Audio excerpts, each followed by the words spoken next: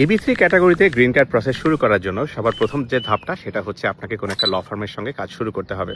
খুবই ইম্পর্টেন্ট একটা জিজ্ঞাসা হচ্ছে কি ডকুমেন্ট হিসেবে আমার আসলে কি কি জিনিস লাগবে কাজ শুরু করার জন্য। খুবই সহজ, আপনার আসলে জাস্ট একটা বায়োডাটা লাগবে, আপনার পাসপোর্ট লাগবে, সুন্দর একটা ছবি লাগবে, এর বাইরে আসলে কিছুই দরকার নাই।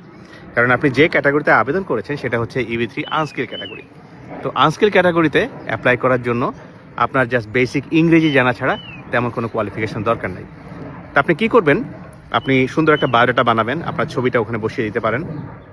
আপনার একটা পাসপোর্ট থাকতে হবে অবশ্যই, এটা প্রথম ক্ষেত্রে সবার আগে দরকার। পাসপোর্ট দিয়ে আপনি অ্যাপ্লাই করবেন। কিছু ক্ষেত্রে ওরা জানতে চায় যে আপনার ড্রাইভার লাইসেন্স আছে কিনা, আপনি ড্রাইভ করতে পারবেন নাকি। কিছু ক্ষেত্রে চাকরিতে আসলে ড্রাইভিং জানা থাকতে হয়। তো সেই ক্ষেত্রে আপনার ড্রাইভার লাইসেন্সের একটা কপিও তারা জানতে চাইতে পারে, অথবা যদি আপনার ড্রাইভার লাইসেন্স না থাকে তাহলে অনেক ক্ষেত্রে তারা আসলে জানতে চায় যে ঠিক আছে তোমার এখন ড্রাইভার লাইসেন্স নাই, কিন্তু তুমি কত দিনের মধ্যে ড্রাইভিং শিখে তুমি রেডি হতে পারবে। তো ওইটার মোটামুটি একটা টাইম ফ্রেম তারা জানতে চাইতে পারে।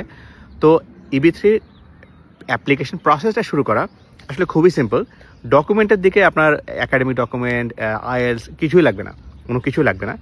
শুধুমাত্র অর্থনৈতিক আপনার সক্ষমতা এবং পর্যাপ্ত সময় আছে কিনা সেটা একটা হিসাব রাখা, এবং এই যে বেসিক দু একটা ডকুমেন্ট বললাম এর বাইরে আসলে কিছু দরকার হয় না।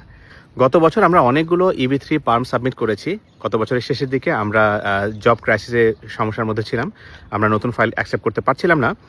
আমরা খুবই আনন্দের সঙ্গে জানাচ্ছি যে আমরা নতুন করে ফাইল গ্রহণ শুরু করেছি, এবং আপনি যদি EB3 অদক্ষ ক্যাটাগরিতে আমেরিকা সপরিবারে গ্রিন কার্ড নিয়ে আসতে চান তাহলে এই ভিডিও নিচে প্রশ্ন করতে পারেন, ইনবক্সে মেসেজ করতে পারেন। ধন্যবাদ, ভালো থাকবেন।